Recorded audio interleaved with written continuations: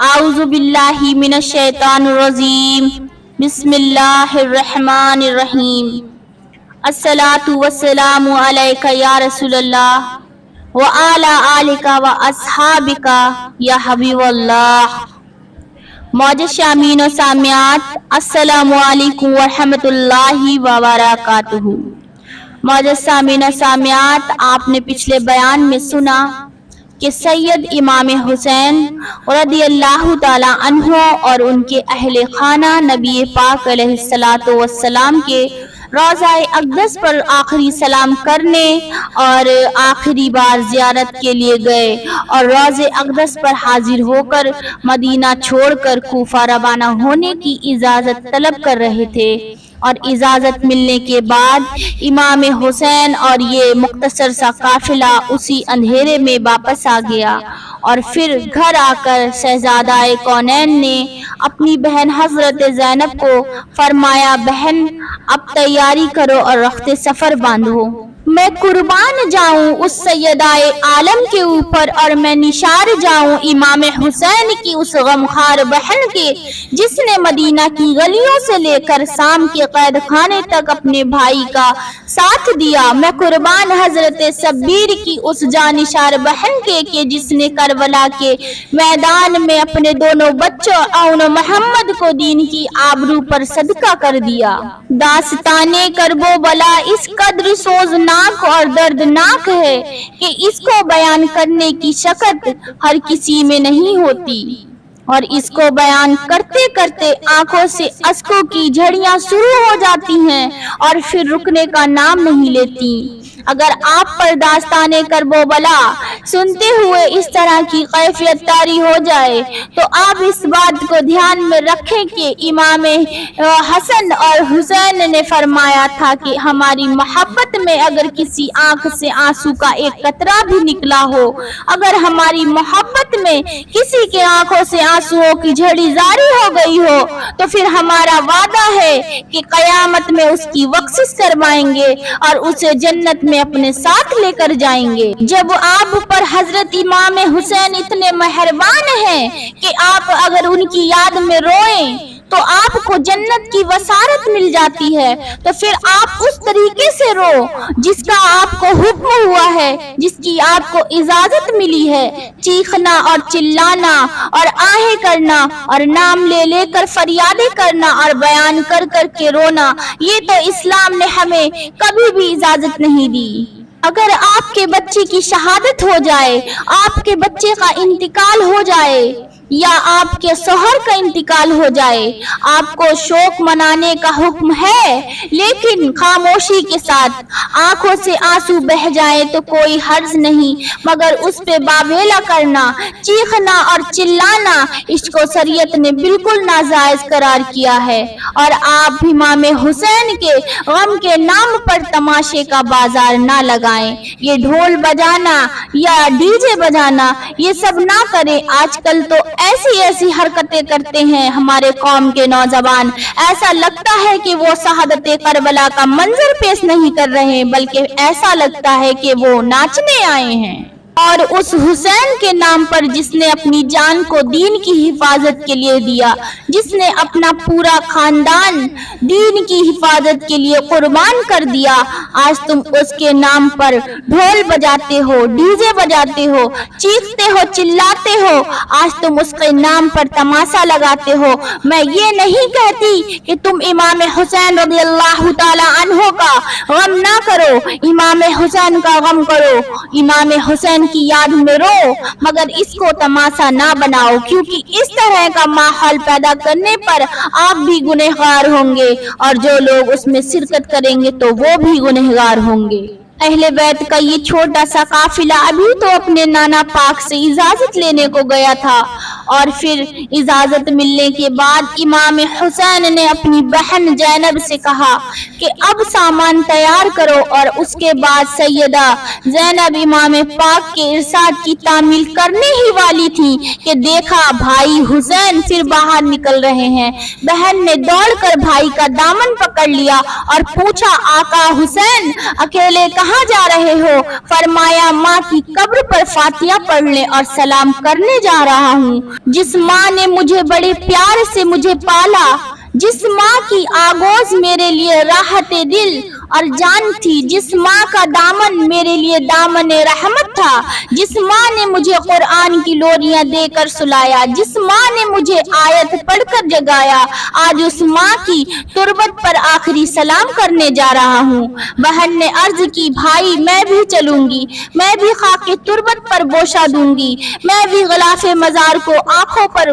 मलूंगी, शायद फिर माँ की कब्र देखनी नसीब हो या ना हो। और फिर दोनों भाई बहन रात की तारीखी में अपनी माँ की कब्र पर पहुंचे। जनाब सैयदा सर की तरफ खड़ी हो गईं और हजरत इमाम हुसैन पाँव की तरफ बीबी जैनब ने गिलाफ को अपनी आंखों से लगाया। शब्बीर ने सर पाँव पर रख दिया। बहन कब्र से लिपट गई, भाई तुरबत से चिमट गया, बहन की हिचकी बन गई और भाई की चीख निकल गई। माँ की कब्र है, दोनों भाई और बहन हैं, उसके पाले हैं, उसके जाए हैं, उसकी गोद के खिलाए हैं। ये आंखों से ओझल होते तो माँ का कलेजा धड़क जाता, वो सोते या जागती रहती, वो रोते ये तड़पती उठती। फिर कौन कहता कि इस माँ का दिल अपने बच्चों को कब्र पर देखकर तय खाक मुस्तरिब ना होगा, ना तड़पेगा। हजरत शब्बीर ने तुरबते पाक पर मुंह रख दिया और अर्ज की, अम्मा जान, आपका बेटा हुसैन आखिरी सलाम अर्ज करने हाजिर हुआ है। जिस हुसैन को आपने कुरान की लोरियां सुनाई, जिस हुसैन का झूला जिब्रील ने झुलाया, आज उस हुसैन पर मुसीबतों के पहाड़ टूट पड़े हैं। आज जालिम लोग उस हुसैन के खून के प्यासे हैं। आपकी कब्र छूट रही है, मदीना ओझल हो रहा है, नाना पाक का रोजा दूर हो रहा है, मदीना की गलियां छूट रही हैं। अम्मा जान, अगर मुझसे कोई खता हो गई हो तो बख्श देना, कोई नाफरमानी हो गई हो तो दरगुजर कर देना, और कोई गलती हो गई हो तो माफ कर देना। फिर जी भर कर रोए, आंख से आंसुओं के चंद कतरे कब्र पर भी गिरे तो कब्र को हरकत हुई, तहखाक से आवाज हुई, मेरा बेटा हुसैन, बस करो कहीं कब्र फट न जाए और मुझे कफन फाड़ कर बाहर न आना पड़े। बेटा जाओ, मैं वादा करती हूँ कि करबला के हक व बातिल के खूनी मार्के में जब तुम जख्मी होकर घोड़े के जीन से गिरोगे तो मेरी झोली खुली होगी। माँ थी आखिर तड़पती क्यों ना, ममता थी मुस्तरिब क्यों ना होती। उसकी यतीम बच्ची तुरबत से लिपटी थी, उसका यतीम बेटा कब्र पर हाजिर था। माँ की कब्र पर जाना सबाब, माँ को देखना हज़े अकबर, माँ के कदमों में जन्नत। माँ राजी तो जग राजी, माँ राजी तो रब राजी, माँ नाराज तो नमाज न कबूल होगी, न हज मंजूर होगा, न रोजा न ज़कात का कोई भी फायदा ना होगा। और फिर माँ की कब्र से वापस हुए। सैयदाए आलम को चूंकि इमाम आली मकाम की तरफ से तैयारी करने का हुक्म मिल चुका था, इसलिए वो घर वापस आते ही सामान तैयार करने लगी। और फिर सैयदा जैनब ने सामान की एक छोटी सी गठरी बांधी। उस गठरी में लालो जवाहरात नहीं थे, रेशमी चादरें नहीं थी, सोने और चांदी के बर्तन नहीं थे। उस गठरी में 2 सहर सत्तू थे, मिट्टी की 4 प्याले थे, पानी का एक मस्कीजा था, जौ की चंद रोटियां थी, खजूर का एक मुसल्ला था, माँ फातिमा की चादर थी, भाई हुसैन का एक टपका था, बाप अली की एक तलवार थी और नाना मुस्तफा की एक दस्तार थी। सुबह के सितारे ने रात की सिहाई का पर्दा चाक किया और मोमिन की सदाएं तौहीद और रिसालत ने मदीना वालों को फज्र की नमाज के लिए बुलाया। फिर सूरज तुलू हुआ और दरो दीवार रोशन हो गए, रात का अंधेरा खत्म हो गया। मदीना मुनव्वरा के रहने वालों को हजरत इमाम हुसैन का मदीना छोड़कर जाने का उस वक्त पता चला जबकि ऊंटों पर सामान लाद चुके थे, अज़ाबे तैयार हो चुके थे, नामूस रिसालत की पर्दादार बीबियां शिकस्ता सी अमारियां पर सवार हो चुकी थी और शहजादा अली अकबर ऊंटों की महार पकड़ चुके थे। मदीना वालों ने अहले बैत के उस मुकद्दस और नूरानी काफिले को मदीने से रुखसत होते देखा तो एक कोहराम मच गया, एक हस्र बर्पा हो गया, एक कयामत आ गई। मदीना के मर्दों और औरतों, बूढ़ों और बच्चों ने हजरत इमाम हुसैन के कदम पकड़ लिए, बच्चों ने आले मोहम्मद के हाथ थामे, औरतें बीबी ज़ैनब की अमारी से लिपट गईं, जवानों ने हजरत अली अकबर के पांव पकड़े, बूढ़ों ने इमाम पाक का दामन खींचा, रास्ता रोका गया, दरखास्त की गई, वास्ते दिए गए, मगर चूंकि नवासाए रसूल का फैसला अटल था, नियत पक्की थी, हौसला बुलंद था, दिल मजबूत था, इसीलिए ना मर्दों की मिन्नतें काम आई और ना ही औरतों के वास्ते काम आए, ना ही बूढ़ों की इल्तिजाएं कबूल हुई, ना बच्चों का रोना। फातिमा के लाल की बीमार बच्ची सुगरा को अभी तक ये यकीन था कि वो भी साथ जा रही है, लेकिन उसे अपने भाइयों से बिछड़ने,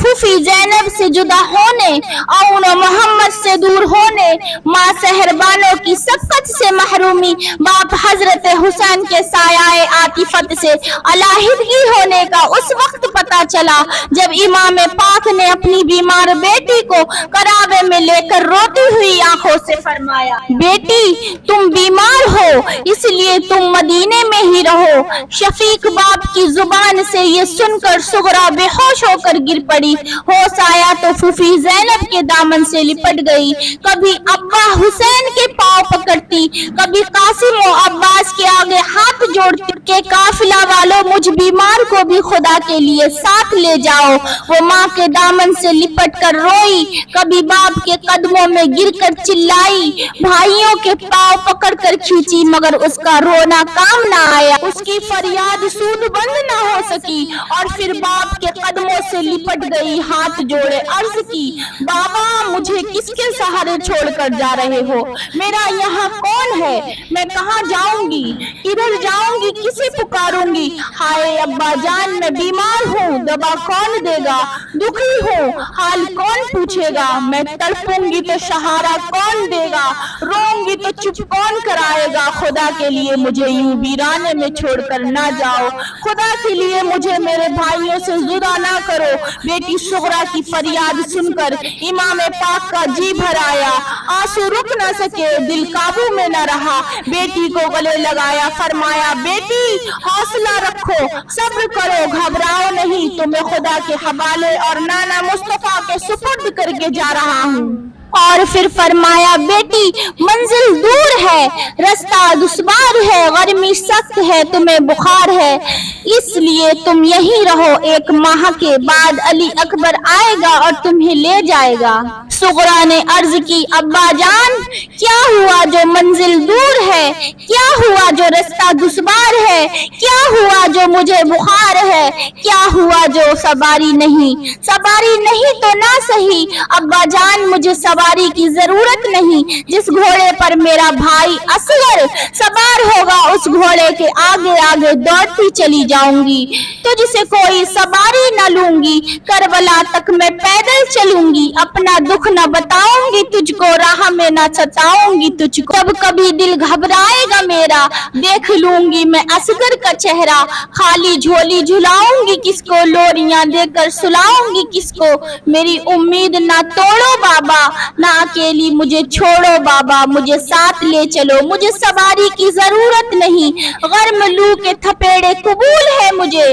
भूख और प्यास मंजूर है, पहाड़ों से टकरा जाऊंगी, नदियां चीर लूंगी, मगर खुदा का वास्ता मुझे छोड़ कर ना जाओ, बेटी समझ के ना सही काफिले की खादिमा समझ कर ही ले चलो, मैं रास्ते में किसी को सताऊंगी नहीं, हर किस्म का हुक्म मानूंगी, मुझे भी साथ ले चलो। और जब सुगरा ने देखा बाप किसी सूरत भी साथ ले जाने को राजी नहीं होता, तो बीमार बच्ची ने हसरत भरी निगाहों से भाई अली अकबर की तरफ देखा, शहजादा समझ गया कि बहन क्या कहना चाहती है। अली अकबर ने अर्ज की, अब्बा जान अगर आज आपकी बहन ज़ैनब आपके साथ जा सकती है तो मेरी बहन सुगरा मेरे साथ क्यों नहीं जा सकती। सैयदा के लाल ने पुरसोज आह भरी और फरमाया, बेटा अली अकबर तूने ठीक कहा, मगर मुझे फिक्र है कि तुम्हारी सुगरा کربلا کا خونی منظر دیکھ کر ڈر جائے گی۔ میری بہن زینب کو تو کربلا کے میدان میں تمہاری لاشوں کا پہرا دینا ہے۔ اور پھر تمام نے بی بی صغرا کو پیار کیا، گلے لگایا، سر منہ چوما، اور پھر قافلے میں ایک حشر برپا ہو گیا۔ ہر ایک نے جی بھر کر رویا، اور پھر اس کے ساتھ زمین والے بھی روئے، آسمان والے بھی روئے، فرشتے بھی روئے، عرش والی حوریں بھی روئی، جنت کے رضوان بھی روئے، اور آخر روتے بھی کیوں نہ، باپ حسین اپنی بیمار بچی سے ہمیشہ کے لیے رخصت ہو رہا تھا، ماں سحر بانو اپنی لخت جگر کو چھوڑ کر جا رہی تھی، بھائی علی اکبر اپنی پیاری بہن سے ہمیشہ کے لیے جدا ہو رہا تھا، آن محمد، قاسم اور عباس ہمیشہ کے لیے بچھڑ رہے تھے۔ امام پاک نے آسمان کی طرف نگاہ اٹھائی اور پھر بارگاہ رب العزت میں ہاتھ اٹھا کر دعا کی، یا رب، یتیموں بے کس و تنہا کی خیر ہو،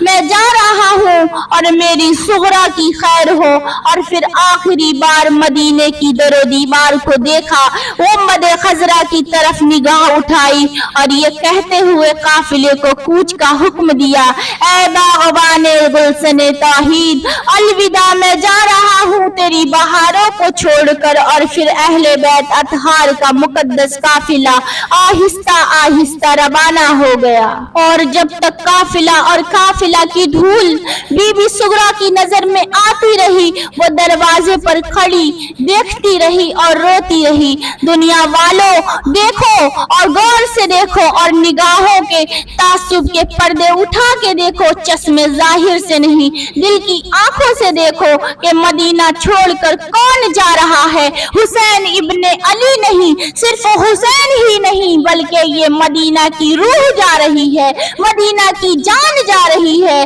مدینہ کی رونق جا رہی ہے، مدینہ کی دولت جا رہی ہے، مدینہ کی برکت جا رہی ہے۔ صرف یہی نہیں، اسلام کا دل جا رہا ہے، دین کا بازو جا رہا ہے، ناطق قرآن جا رہا ہے، امن اور سلامتی کا فرشتہ جا رہا ہے، وقال خواجہ ازمیری کے حقہ کے بنائے لا الہ است حسین جا رہا ہے۔ الغرض اہل بیت کا یہ قافلہ مدینہ منورہ سے نکل کر مکہ مکرمہ پہنچا، مرکز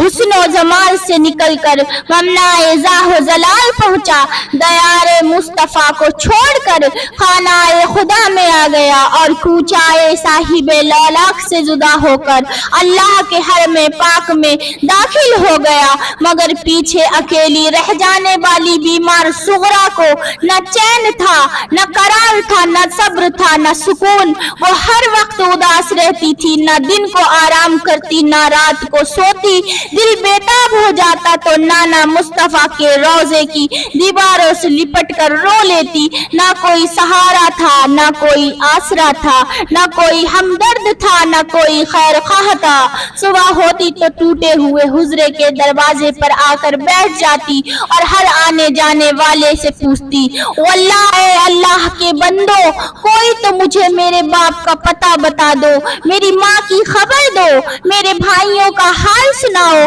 لوگ آتے اور گزر جاتے، کوئی بھی صغرا کو باپ کا پتہ نہ بتاتا، کوئی بھی صغرا کے بھائیوں کی خبر نہ دیتا۔ شام ہوتی تو مایوس ہو کر اور تصویر غم اور حسرت بن کر اسی مقام کے اندر چلی جاتی جس مقام پر اس کے بھائی علی اکبر نے اس کو آخری بار گلے لگایا تھا، بھائی کے پاؤں کو چومتی، اس جگہ پر لیٹتی، آہیں بھرتی اور نالا و فریاد کرتی۔ مکہ مکرمہ میں قیام کے دوران امام پاک کو کوفہ والوں کے بہت سے خط اور کاشت آ چکے تھے کہ ہم آپ کے غلام ہیں، آپ کے نام لیوا ہیں، آپ کو خلافت کا حقدار سمجھتے ہیں، اس لیے آپ کو کوفہ میں فوراً تشریف لے آنا چاہیے، ہماری قیادت و سیادت قبول فرمائے اور ہمیں یزید کے فسق و فجور اور اس کی غیر اسلامی حکومت سے ہمیں نجات دلائیں۔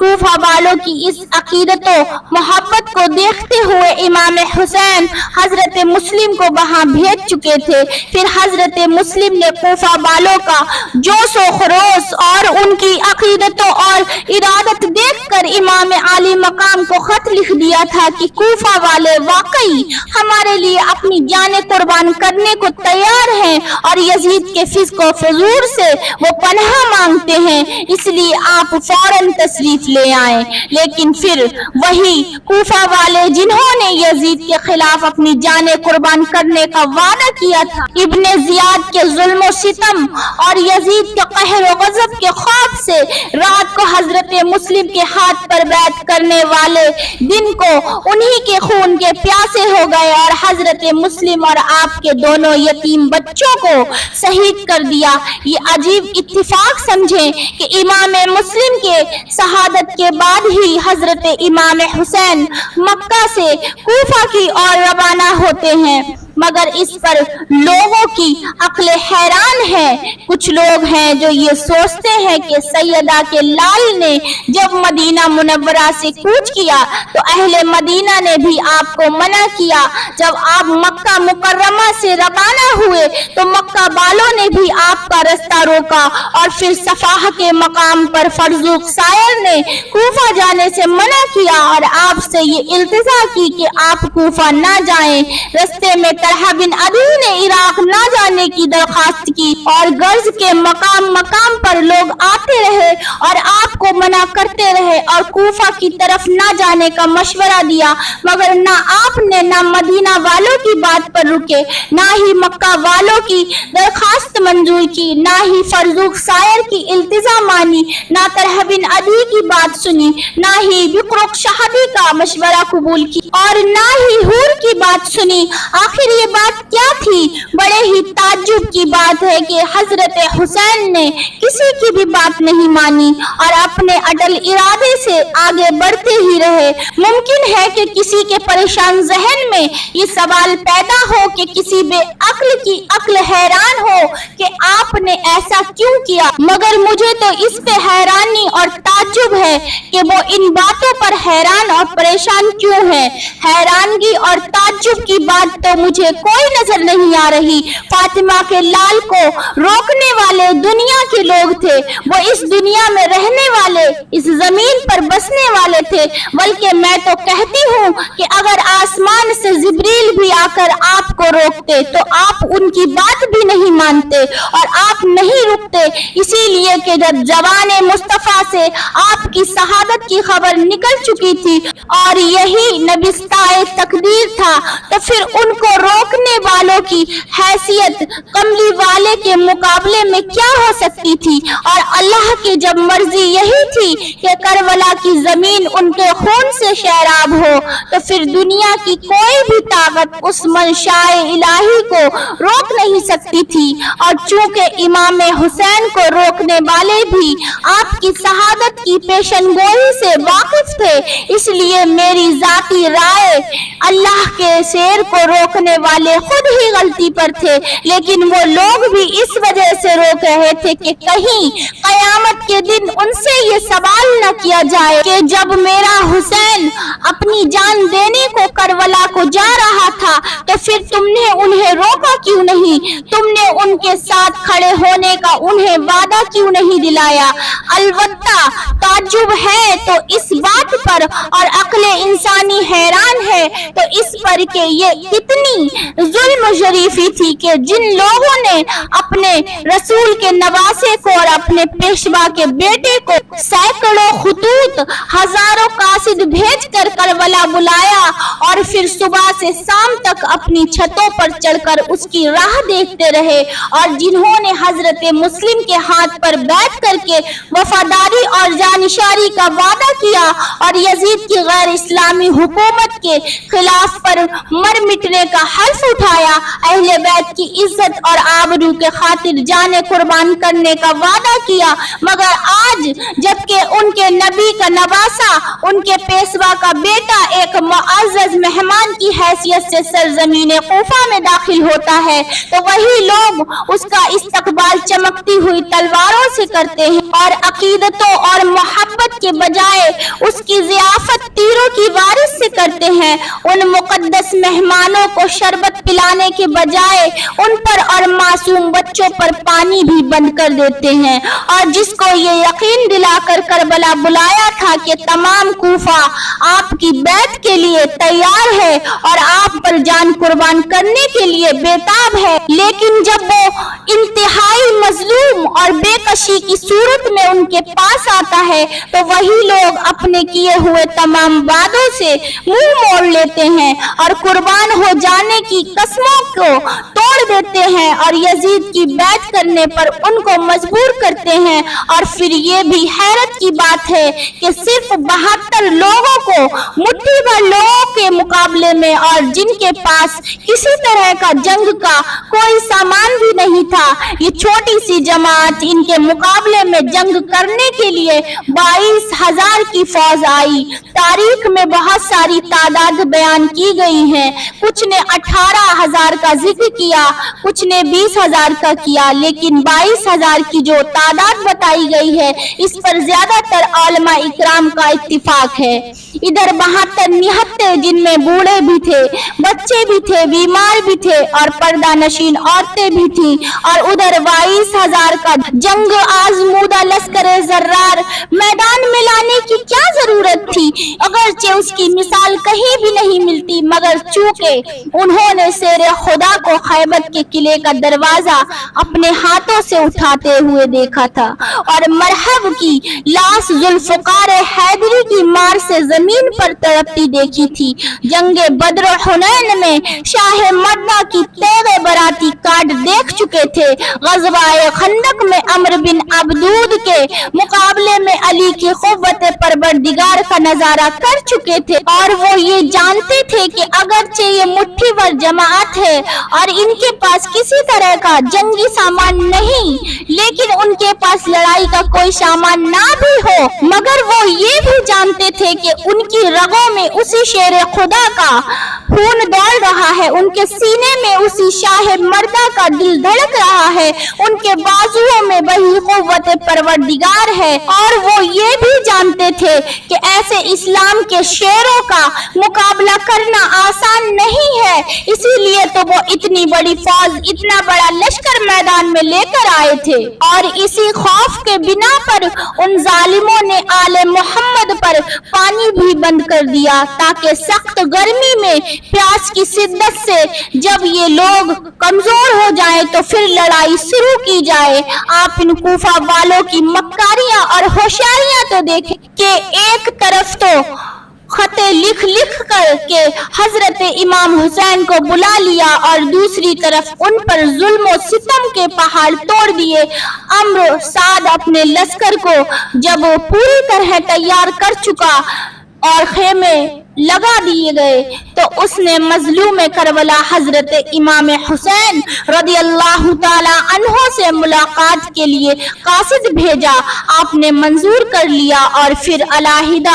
एक खेमे में एक तरफ सराफत और एक तरफ बहसत का मिलाव हुआ, नेकी और बदी की मुलाकात हुई। इमाम आली मकाम ने फरमाया कि मेरी ये 3 ख्वाहिशें इब्ने जिहाद तक पहुंचा दो, मैं वापस लौट जाता हूँ, मगर मुझे मुसलमानों की किसी सरहद पर भेज दिया जाए और मैं दमिश्क जाकर यजीद से खुद मुलाकात करके मामला तय करूंगा। आखिर ये ख्वाहिश इमाम हुसैन ने पेश क्यों किया? क्या ये डर की वजह से थी या फिर जान के खतरे के पेश नजर आपने इब्ने जियाद से ये बात कही? नहीं, हरगिज नहीं, बल्कि इत्माम हुज्जत के बिना पे आपने ऐसा किया ताकि कोई हुज्जत बाकी ना रह जाए और बाद में लोगों को कहने का मौका ना मिले, और इसलिए आपने ऐसा किया ताकि अमना और सलामती के दामन में दाग न लगे और अमन और सलामती के इस फरिश्ते पर जंग को दावत देने का इल्जाम न लगाया जा सके। और जो दिल सोज बातें बयान की जाएंगी उसको मैं इस बयान के तीसरे हिस्से में बयान करूंगी। और आपसे मेरी छोटी सी गुजारिश है कि आप लोग हमारे बयान को ज्यादा से ज्यादा शेयर करें सवाब की नीयत से, ताकि जिन लोगों को नहीं पता कि इमाम हुसैन रज़ियल्लाहु ताला अन्हो कैसे शहीद हुए और उन पर क्या क्या जुल्म हुए, अभी भी हमारे कुछ भाई और कुछ मुसलमान बहनें ऐसी हैं जिनको करबला का पूरा वाकया नहीं मालूम, मैं चाहती हूँ उनको भी मालूम हो तो हमारे इस बयान को दूसरों तक जरूर पहुंचाएं। अस्सलातु वस्सलामु अलैका या रसूल अल्लाह व आला आलिका व अस्हाबिका या हबीब अल्लाह। अस्सलामु अलैकुम व रहमतुल्लाहि व बरकातुहू।